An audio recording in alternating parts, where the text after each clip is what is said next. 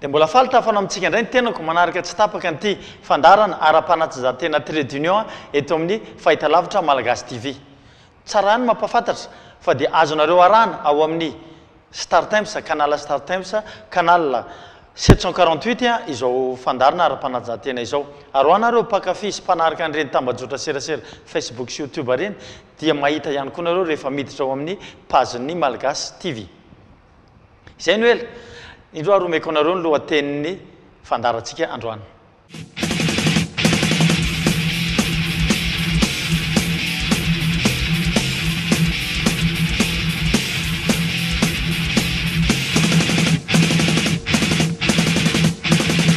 Handball nanome fiofanana andreo mpanazatra ny fédération. Taranjatolona nahazo sehatra ireo katita kely. Baolina lavalava nanome voninahitra ny fifananana ho an'ireo klubana quartier ny candidat député ny boriboritany voalohany. Basketball fifanana iraisam-pirenena namoaka ny lisitra ireo mpilalao andray anjara ny fédération.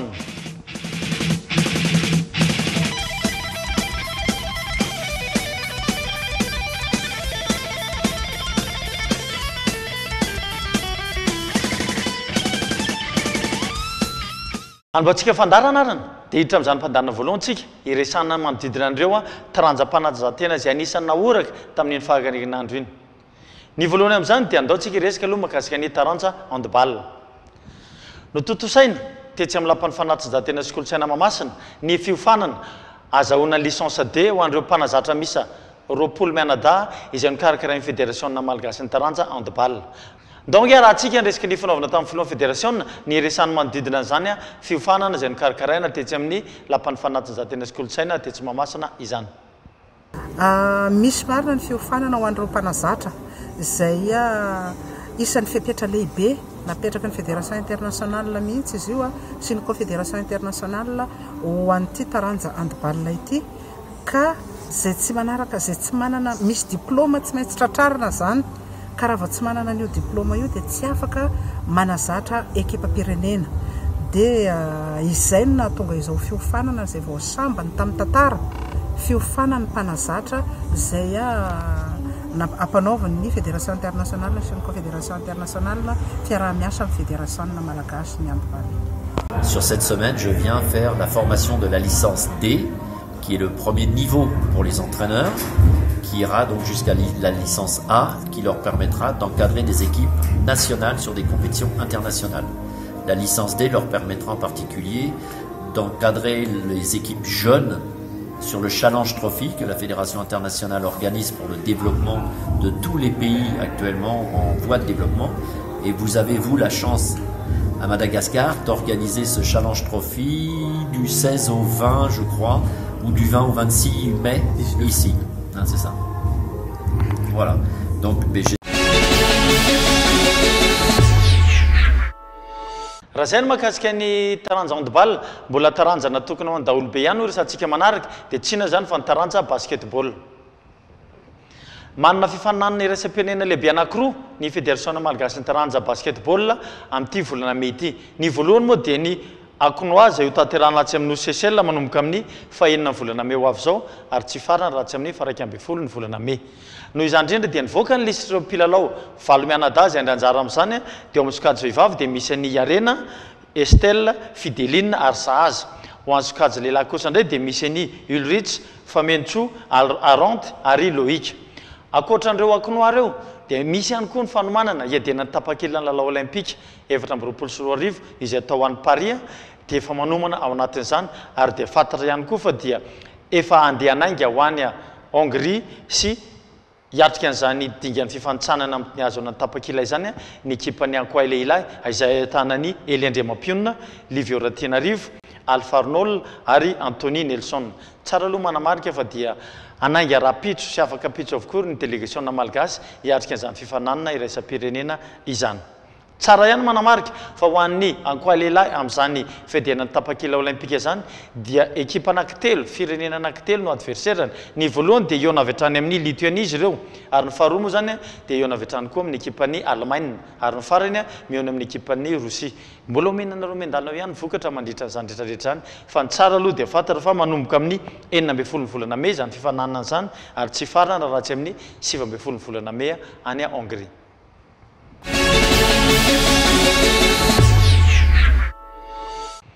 Akoatran'ny taranja basketball dia nazom-baovao ihany koa ny eo anivon'ny taranja baolina lavalava indrindra fa mandrena eny amin'ny quartier ireny. Ny toy ny dingan'ny fifanitsanana eo amin'ny fiadenan'ny tompon-daka izay karakarain'ny zokomamy eny amin'ny kianjan'ny ANS Ampefilo mahakasika an'ity lalao baolina lavalava ho an'ny clubana quartier ity. Somary nisy zavatra nafinaritra an'ireo mpilalao ary niavaka kely tamin'iny dinga fifanitsanana izay nitanterahana omaly tena Ampefilo satria dia tonga nitsidika nakahery sy nanotrana any lalao izay niaona an'ireo mpilalao tamin'iny andro iny ny candidat anankiroa izay ao anatin'ny boriboritany voalohany tarihan'ny ministra Augustin Andriamananoro. Donc raha antsika nietsika sy ny fijotran'izany fandalovan'izy ireo teny amin'ny kianja ANS Ampefilo izany. Izay efatra menada eto dia tsy vina aminareo moa fa isan'ireo ataoko hoe vatona sondrotry ny tany raha tetỳ amin'ny faritra ety no zoviana fa amin'izao hoe hetsika fanohanana ny tanora amin'ny fitezana zao amin'ny sehatra ny fanatanjahantena dia nomariana manokana ny fijoroanay efatra mendama satria olona andray andraikitra ho eo anilany vahoaka ihany koa ka misy moa fiaraha-mientana iarahana amin'ny ireo fikambanana izay mitaiza ny tanora ety eto amin'ny fileovana maromaro izy ireo dia tantsoroka moa zany no malaza an'izany satria misy ny fanolorana ireo fanamina maillot zany misy ihany koa fanolorana ny kopy indrindra ny ombo mafatsy sy ajino indrindra fa milalaon'ny baolina lavalava fa ho atombokitsika eto ny efa toy ilay lalao fanitsanana fa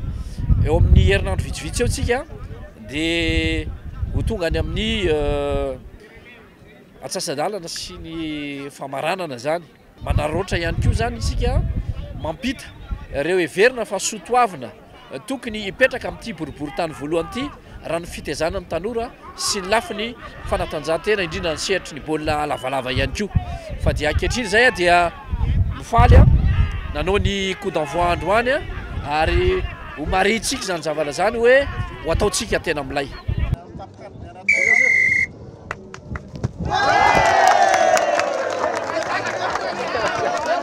Ary mba tena mba mahakasana ny mba hijerandreo ankizy eny ambany tanàna zany nareo mba tsy hoe amin'ny fifidianana fotsiny ary mahakasitsaka anareo mba ho lany soma tsara amin'ity faty solombavamboaka tanterahany ity dia mba angatana mba jereo le madinika sy le mba an-tanàna fa mba mila anareo koa zay mba zay koa manoha anareo dia nareo koa mba manohana anay zany tena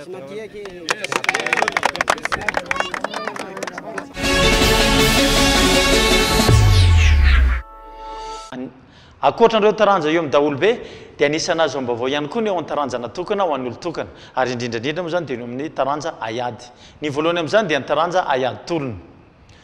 nanatanteraka fifananana ho an'ny katita kely tamin'ny tamin'ny sabotsy sy alady lasa teo ny eo anivon'ny liginy Analamanga eo amin'ny taranja tolona izay nitarihan'ny filohany Hasina Nestor azo lazaina fa dia be da be mipandray anjara arak'izao fanazavana nomen'ny filohan'ny liginy Analamanga eo amin'ny taranja ayady tolona izao. Compétition zay mandeha zany amin'izao manomboka tamin'ny dia ny androany compétition atao hoe ouverture na saison izy io fa tena manina fa mezana laka nireo katita compétition des jeunes zany na mini lutte zay azo ilazana aminazy tolotra ho an'ireo ankizy ireo sady ao anatin'ny plan quadriennal ny ligue zany zay famolavolana sy famanatan-ketsy na ny politique de la relève zay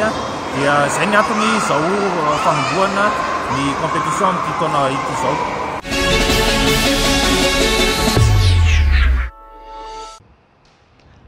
Akoatran'ny taranja ayady tolona dia nisy ihany koa ny fanatanterahana ny fifananana ho an'ny taranja ayady jiu-jitsu brésilien tetsy amin'ny gymnase Akorondrano tamin'iny a farany anandro iny dia ny andro ny asabotsy sy alady izany nanatanteraka ny andehan'ny faharoa teo amin'izany Open de Madagascar izany ny eo anivon'ny club 101 ny jiu-jitsu ary dia azo lazaina fa nahafapo azy ireo ny fifaninanana arak'izao fanazavan'ny tompona andraikitra voalohany izao. Isan'ny mpandray anjara tamin'ity andehan'ny faharoa ity dia teo amin'ny manodidina 270 teo ary tanjo tonga club 101 moa zany dia ny ampiroboko président Madagasikara sy ny ao amin'ny national club ary manana tanjo misy azy fa faninana ny ivelany compétition malaza.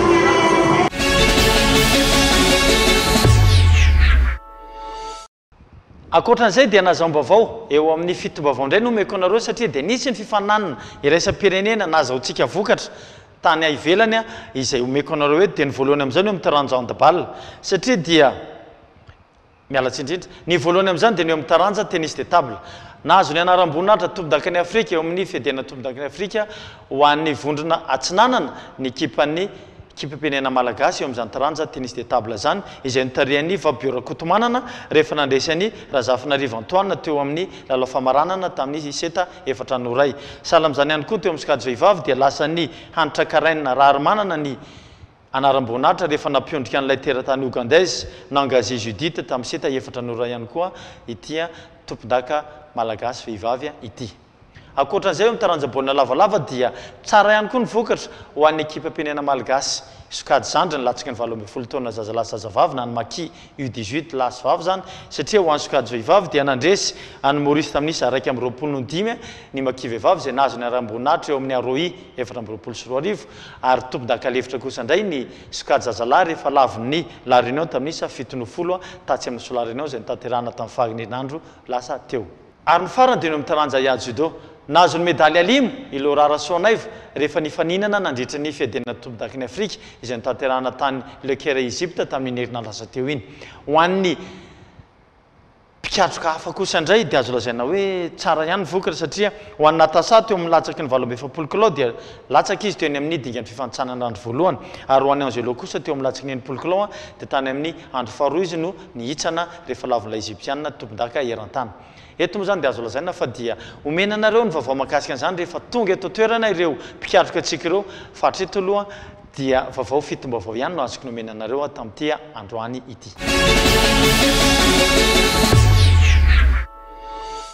Dia iny mahakasika an'ireny fitom-baovao ireny koa no namarana antsika ny zanam-pandarina voalohany. Eto indray antsika dihitra amin'ilay zanam-pandarina faharoa hoe iza indray ny vahintsika amin'ity anioalina ity.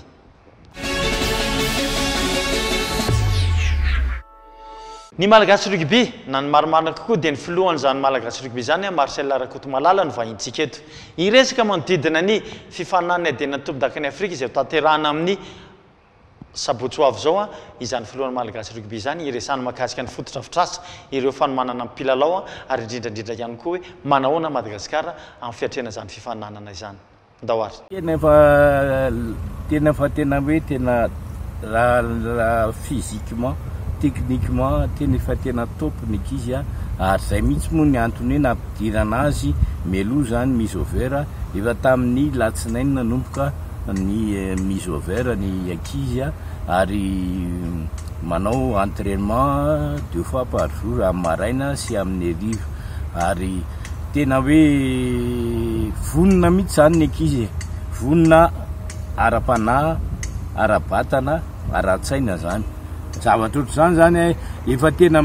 sady miaraka amin'ny étude technique zany miaraka amin'ny préparation physique satria izany entina hoe andresena ny Afrique du Sud zany tsisy afa-tsy zay ihany tena hoe mila hoe matanjaka afaka mahatohatra hatramin'ny farany zany avesatry ny zareo Afrika Atsimo zany. Matsa moa zany dia ny sabotsy 4 mai manomboka ny matsa voalohany zany amin'ny matsa voalohany io zany dia miona ny Afrique du Sud sy Cameroun amin'ny ray dia amin'ny telo i Madagascar sy Kenya dia matsa faharoa ny Larbia Larbia 8 mai manomboka amin'ny ray koa zany iona ny Kenya sy Afrique du Sud ary amin'ny telo ionany Cameroun sy Madagascar dia ny matsa farany zany ny alahady 12 mai zay ionany Kenya sy Cameroun amray ary amin'ny telo ionany Afrique du Sud sy Madagascar. Zay zany ny fandaharam-potoana tena vita tsara mihitsy zany ary eo mpamaranana mihitsy zany zao miasa mihitsy moa zany ny mpiasa rehetrarehetra mba andrapatongan'ny amin'ny lahady zany mamarana ny zavatra rehetrarehetra tokony atao eto amin'ny kianja zany.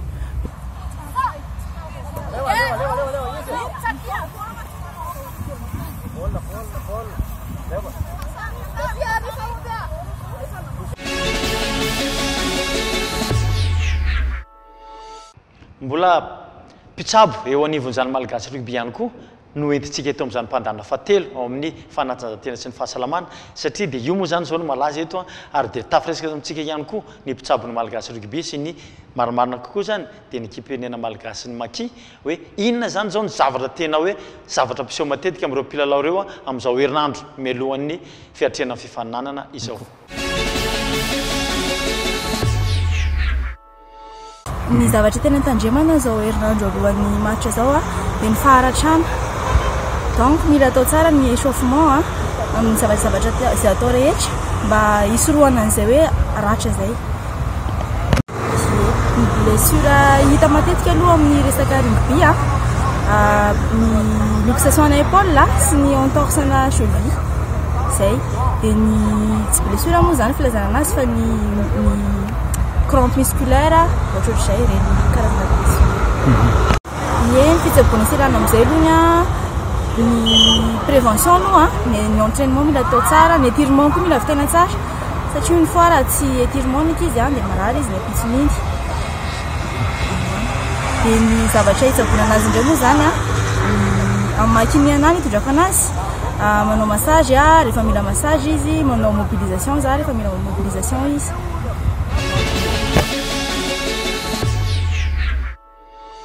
Amaranantsika n'izany mpandarana anio arany dia hiditra amin'ilay zany mpandarana fahaefatra farantsika dia ny hoe izy indray miportreitsika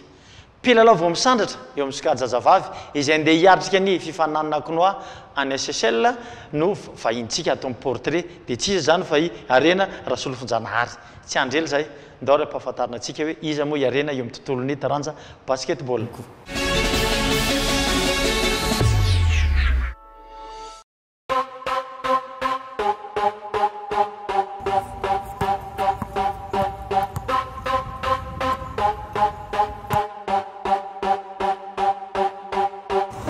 Quand je m'assis mal rien à yensu parce qu'on dynamis.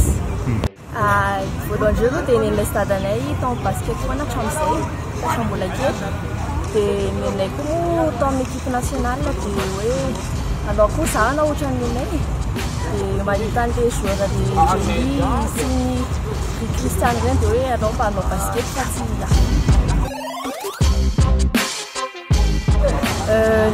tamin'ny 12 MVP toerana voalohany izay dia tamin'ny championnat régional MVP kosa jusqu'à 18.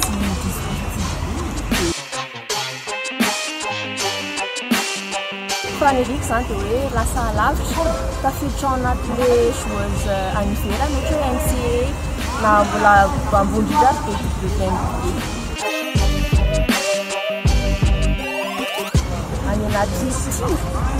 Nature zany tena point fort dia le bord dia mbola milombola kely damba dia misy zavatra mbola basket mbola tsy dribble fa efa ao anatin'ny koa tsy tao point fort.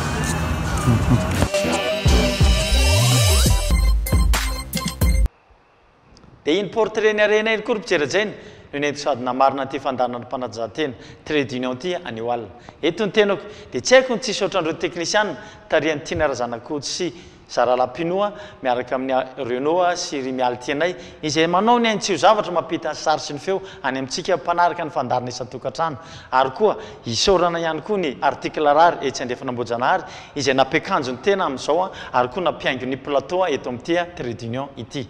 eto tenako dia manome ny mandram-piaona sy ny veloma mandram-piaona tompoko lahy mandram-pitafa tompoko vavy